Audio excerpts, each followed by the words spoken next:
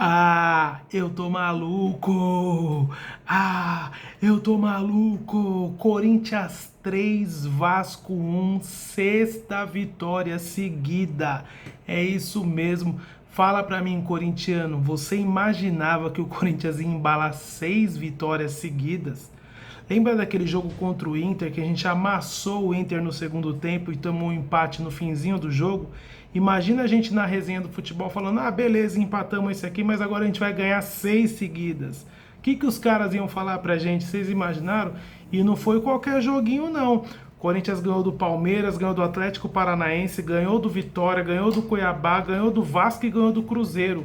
Só jogo difícil, jogo disputado, Corinthians pressionado, correndo contra o tempo, lutando para não cair ali na zona de rebaixamento. Bastidores do Corinthians pegando fogo e mesmo assim os jogadores se uniram com a comissão técnica aí.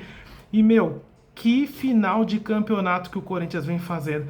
Eu fico imaginando se tivesse pelo menos mais umas 10 rodadas para frente, o que esse time não poderia fazer. O time encaixou de uma forma que hoje a gente jogou sem a dupla de ataque titular. Um dos melhores ataques do Brasil, sem sombra de dúvida, Yuri Alberto e Memphis Depay. Olha o peso do ataque do Corinthians. Os dois estavam fora do jogo de hoje e mesmo assim o Corinthians meteu 3-1 no Vasco. Início de jogo avassalador. Com 1 minuto, o Romero já estava metendo voleio ali, quase fazendo um golaço. Antes dos 25 do primeiro tempo, já estava 3-0 para o Corinthians. O Corinthians amassou o Vasco. O Corinthians, não tomou conhecimento do Vasco. O Corinthians mais ou menos reproduziu a fala do Ramon Dias. O Corinthians é muito maior que o Vasco. Meu nome é Márcio Soares, esse aqui é o canal Corintiano Resenha. Dá aquela moral pro canal, clica no curtir, se inscreva no canal, ajuda a gente com o algoritmo do YouTube, compartilha esse vídeo com os amigos de vocês e vamos falar do jogo de hoje, que esse aqui é só o começo do vídeo. Bora! Rapaziada, eu confesso que eu pensei que hoje ia ser um pouquinho mais difícil sem a dupla de ataque titular. E eu falo isso porque o Romero ele não vive uma boa fase. O Romero ele tem a história dele no Corinthians, a gente tem que ter muita gratidão com o Romero. O ano passado o Romero aí com os gols dele, ele salvou o Corinthians aí do rebaixamento, vamos dizer assim. Claro que o time ali se uniu também, mas o Romero foi muito importante naquela reta final. O Romero é um dos artilheiros da Arena, se não for o artilheiro. Então ele tem sim sua importância no elenco, tem sim sua importância para a torcida, mas ele não vive boa fase. E o Thales Magno é aqueles altos e baixos, né? Tem jogo que ele joga muito e mete gol, tem jogo que ele some da partida, fica fraco ali na intensidade, até é substituído ali constantemente. Então a gente fica meio assim, pô, será que com esse ataque o Corinthians vai fazer gol? O que será que vai acontecer? A gente tem que estar, o Garro tem que estar inspirado hoje, vamos torcer para o Garro estar numa tarde iluminada. E, cara, deu tudo certo. Tudo certo, o Corinthians começou amassando o Vasco. O Corinthians começou detonando, o Mateuzinho cruzou, o Romero meteu um voleio ali com 1 minuto de jogo já para levantar a torcida. Depois o Corinthians continuou em cima do Vasco, continuou em cima do Vasco. Aos 8 minutos, o Garro perde um gol incrível. O cruzamento do Mateuzinho, o Garro sobe de cabeça na cara do gol, puf, dá aquela cabeçada. A bola passa por cima do gol. Puta, eu falei, puta que pariu, perdeu esse gol feito, o Garro. Esse gol não pode perder, cara, tem que fazer esse gol.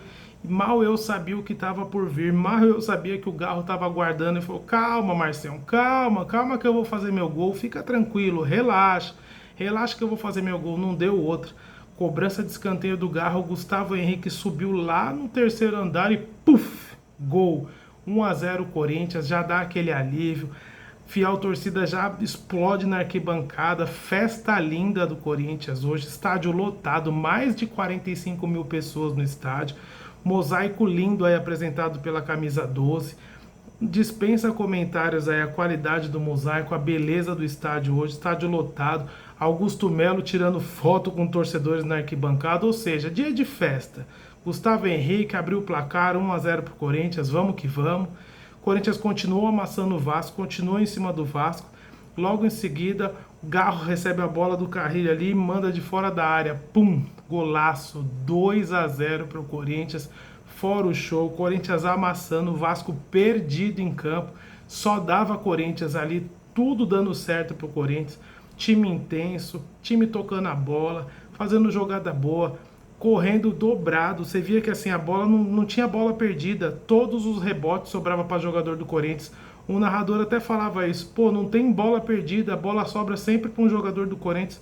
Parecia que o Corinthians estava jogando uma final de campeonato ali, o Vasco estava totalmente desligado. A partir desse momento você via que os jogadores do Vasco já começaram a perder a paciência, já começaram a vir com entradas mais fortes. Mesmo assim o Corinthians não tomou conhecimento e continuou pressionando o Vasco,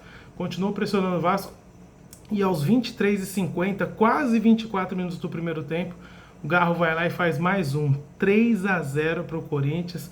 Antes dos 25 do primeiro tempo, o Coringão já estava metendo 3-0, o Vasco não estava entendendo nada, só dava Corinthians, parecia que ia ser a maior goleada do campeonato hoje, do jeito que estava o jogo. E o Corinthians jogando muito bem. E eu falei assim, pô, mano, desse jeito o Yuri Alberto e o Memphis podem descansar, podem ficar tranquilos que os caras vão dar conta. Daqui a pouco sai um gol do Romero, daqui a pouco sai um gol do Thales Magno. Eu vou ficar tranquilo aqui, esse jogo é para tirar um lazer. Esse jogo é só para comemorar gol, vamos que vamos, Coringão. E foi assim, o Corinthians continuou em cima do Vasco, termina o primeiro tempo aí de forma muito forte, né? Claro que depois dos 3-0 o Corinthians dá uma segurada, cadencia um pouco o jogo, mas mesmo assim, o Corinthians teve chances ainda de ampliar o placar, o Vasco estava totalmente perdido em campo. No último lance aí do primeiro tempo, o Breno Bidon dá um drible ali no Verratti, o atacante do Vasco perde a cabeça, assim que o juiz apitou o fim do primeiro tempo, o atacante foi para cima do Breno Bidon ali, acabou iniciando uma confusão ali com o Ranieri, a galera do Deixadiço já entrou ali para separar, tanto é que o Verratti nem volta para o segundo tempo, o cara ficou tão transtornado, tão perdido com o amasso que ele tomou, que ele nem voltou para o segundo tempo. E aí no segundo tempo, galera, a gente tem que entender que o Corinthians estava ganhando de 3-0. Não adianta os caras ficarem em cima ali, alucinado contra o Vasco do jeito que começou o jogo. Então era natural que o time desse uma baixada mesmo no nível, que o time deixasse o Vasco jogar mais um pouco. Mesmo assim, o Corinthians teve muitas chances no segundo tempo, pelo menos umas 3 chances de gol ali o Corinthians teve no segundo tempo. Ali a gente acabou pecando pelo preciosismo de alguns atacantes ali. Você via que o Romero queria porque queria fazer o gol dele, o Thales Magno queria porque queria fazer o gol dele. Às vezes a melhor opção ali era um passe e eles tentavam o chute pro gol. Depois o Coronado entrou, parecia que o Coronado queria de qualquer forma mostrar ali que ele tem condições de ter mais minutos em campo. Ele o tempo todo tentando chute ali, tomando algumas medidas ali meio precipitadas, né? Você vê que teve um lance ali que ele pega a bola ali perto da área, até achei que ele fez o certo. Ele abre ali para chutar, aquela característica dele, aquela batida de fora da área, a bola vai por cima, mas você vê que o cara tá naquela gana de fazer o gol. Todo mundo queria fazer gol, parecia jogo festivo, então tava todo mundo querendo deixar a sua marca. Então o Corinthians continuou em cima do Vasco, não foi igual no primeiro tempo, natural, ganhando de 3-0. Mesmo assim, criou sim chances. O Vasco mudou o time, né? Entrou o Coutinho ali para melhorar um pouco o meio-campo. Depois teve outras substituições também. O Vasco acabou tendo algumas chances. E num desses lances assim, o lateral do Vasco ele corta para dentro da área. Ele chuta uma bola até defensável ali pelo Hugo. O Hugo não conseguiu defender. E o Vasco acabou fazendo um gol aí. Aí você não sabe o que pensar, né? Você fala, pô, que Corinthians que vai ter agora? Será que é um Corinthians que vai saber administrar esse resultado, que vai continuar em cima do Vasco? Será que o Corinthians vai para cima para tentar ampliar o placar? Ou será que o Ramon Dias vai dar uma presepada ali, vai começar a mexer no time, recuar o time e o Vasco vai vir todo para cima do Corinthians? Porque a gente já viu esse filme antes, né? Então a gente fica com receio. Se não foi isso que aconteceu, graças a Deus o Corinthians soube administrar, não foi muito pressionado pelo Vasco, parece que o Vasco não tinha mais força mesmo. O Vasco estava meio perdido, apesar de ter feito o gol, foi um gol meio achado ali pelo lateral direito. Então acabou que o Corinthians não sofreu muito no segundo tempo.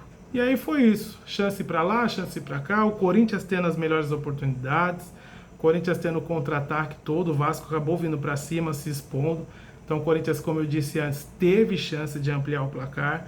Não ampliou, acabou não ampliando porque os jogadores queriam resolver, né? Os jogadores que entraram, eles querem mostrar serviço. O ano tá acabando, os jogadores aí em final de contrato, outros jogadores aí querem permanecer, né? Porque pode ser que acabe o ano e os jogadores sejam envolvidos aí em empréstimo, negociação com outros times e os caras não querem sair, né? Os caras querem ficar, tem que mostrar serviço.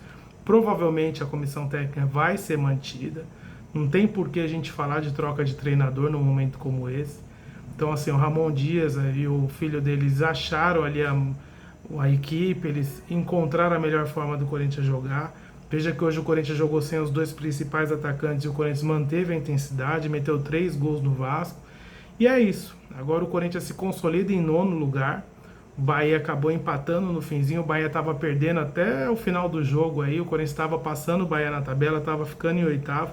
No finalzinho o Bahia empatou o jogo. Então o Bahia também está com 47 pontos, assim como o Corinthians, mas pelo número de vitórias o Bahia acaba ficando à frente do Corinthians. Então temos o Cruzeiro em 7º com 47, o Bahia em 8º com 47 e o Corinthians em 9º com 47. E aí em 10º a gente tem o Atlético Mineiro com 44 pontos. Então, querendo ou não, esse grupo aí do Corinthians, Cruzeiro e Bahia já acabou se desgarrando 3 pontos de vantagem aí.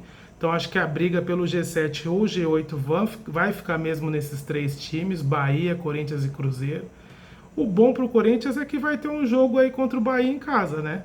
Então se os clubes continuarem ali mantendo esse aproveitamento, o Corinthians vai ter que decidir na arena contra o Bahia.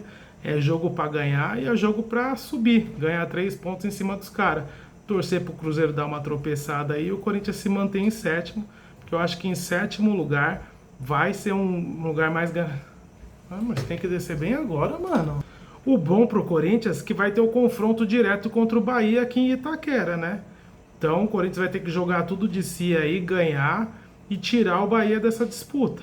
O Corinthians vai ter que dar uma secadinha no Cruzeiro nessa reta final. O Cruzeiro com certeza vai querer retomar os pontos no Campeonato Brasileiro, uma vez que não foi campeão da Sul-Americana. Então o Corinthians vai ter que vencer os jogos e dar uma secadinha, pegar o Bahia, atropelar o Bahia aqui em Itaquera. É o que resta para o Coringão. O Coringão está muito bem, vamos continuar nessa tomada. Eu tenho esperança de que o Corinthians tem muita chance sim de pegar essa pré-Libertadores. E é isso, é manter esse ritmo aí. Garro muito bem hoje, que retomada do Garro, hein? Retomada de confiança é tudo. O cara que jogou mal contra o Racing foi bem criticado pela torcida. Eu mesmo critiquei o Garro. Acho que jogador nenhum está isento de crítica. Quando ele vai bem a gente idolatra, quando ele vai mal a gente critica e é normal. Então, graças a Deus o Garro não se afetou com isso, conseguiu dar a volta por cima, vem fazendo belíssimas apresentações. Hoje não foi diferente, foi coroado com 2 gols. E é isso, galera. Semana aí fechando com chave de ouro. Vamos ver o que aguarda agora o Corinthians dos bastidores, essa votação aí que o Conselho acabou convocando, mas eu acho que não vai dar em nada. O Corinthians tem que descansar agora, se preparar, porque sábado tem um jogo dificílimo contra o Criciúma e a luta continua. Esse foi o vídeo de hoje. Coringão 3, Vasco 1. Vai Corinthians. E para quem falou que o Corinthians ia cair, chupa. Quero ver a cara de vocês agora falando do Corinthians, seus sem vergonha, seus cara de pau. Aqui é Corinthians. Além de não cair, vai para Libertadores. Chupa, eu quero ver a cara de vocês agora. Esse foi mais um vídeo do canal. Se inscreva no canal, dá aquela força pra gente. Deixa o like aí no vídeo. Compartilhe o vídeo com os amigos de vocês. Dá aquela moral pra gente. Valeu e tamo junto. Vai, Corinthians!